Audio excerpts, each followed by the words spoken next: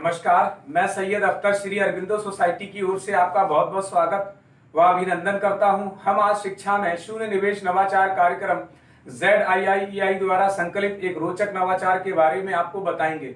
हम इनोवेटिव पाठशाला के अंतर्गत मध्य प्रदेश राज्य के कक्षा 5 की हिंदी भाषा की पुस्तक भाषा भारती के पाठ 21 मेरे प्रेरक प्रसंग के एक नवाचार स्व अध्ययन की गतिविधि शब्द सागर का इस वीडियो में क्रियान्वयन करेंगे। हम आशा करते हैं कि आप इस वीडियो को देखने के उपरांत इस नवाचार तकनीक को अपने विद्यालय व कक्षा में अवश्य क्रियान्वित करेंगे।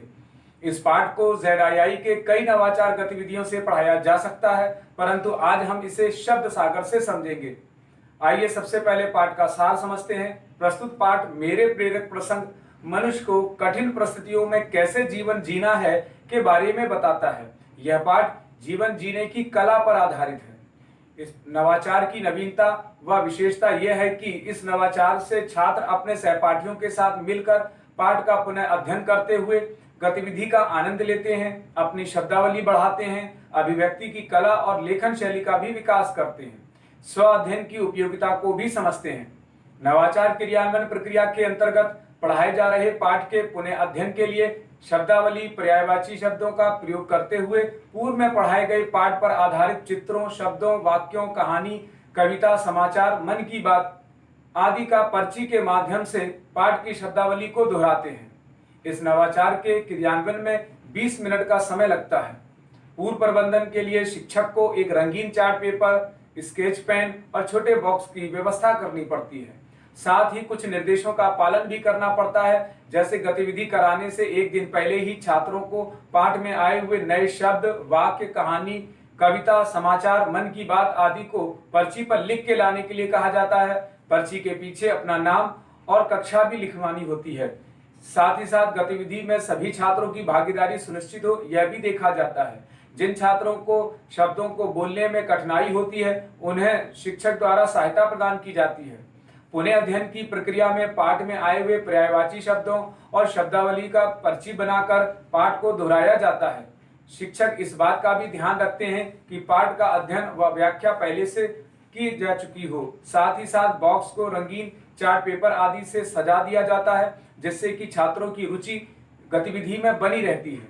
अब गतिविधि को आगे बढ़ाते हैं। शिक्षक छात्रों से पूछते हैं कि इस बॉक्स के द्वारा हम एक खेल खेलेंगे, क्या आप इसके लिए तैयार हैं? छात्र हाँ में उत्तर देते हैं। ठीक इसी प्रकार छात्र को बुलाया जाता है, बुलाकर बॉक्स पर शब्द सागर लिखाया जाता है और शिक्षक बताते हैं छात्रों को कि आज की गतिविधि का नाम शब्द सागर है।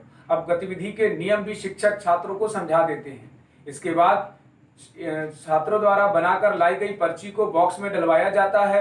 एक एक करके छात्र आते जाते हैं और पर्ची निकालते हैं तथा ऊंची आवाज में पर्ची को पढ़ते हैं। आइए इसे एक उदाहरण से समझते हैं।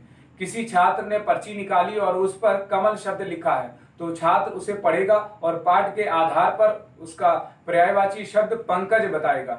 ठीक इसी प्रकार दूसरा छात्र आएगा, वह भी पर्ची निकालेगा, उसकी पर्ची में माता शब्द लिखा है, तो वह इसका पर्यायवाची शब्द मां बताएगा।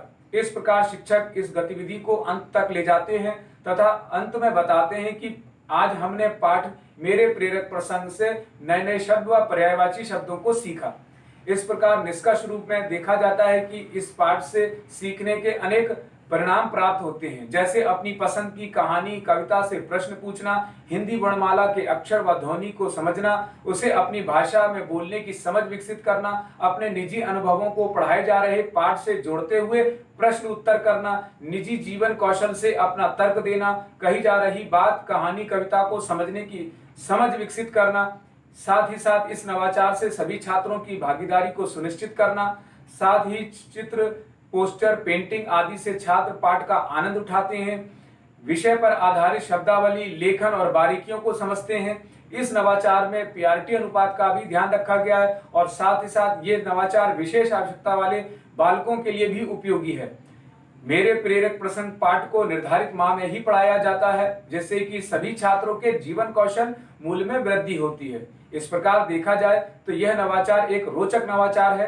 यह नवाचार आपको कैसा लगा। हम ऐसे कई दिलचस्प नवाचार आपके लिए लाते रहेंगे। आपसे अनुरोध है कि आप हमारा YouTube चैनल सब्सक्राइब जरूर करें। अगर यह वीडियो आप फेसबुक पर देख रहे हैं तो हमारा फेसबुक पेज लाइक करना न भूलें। नीचे दिए गए लिंक पर जाकर इनोवेटिव पाठशाला ऐप को भी डाउनलोड कर सकते हैं। इस वीडियो को देखने और लाइक करने के लिए बहुत बहुत धन्यवाद।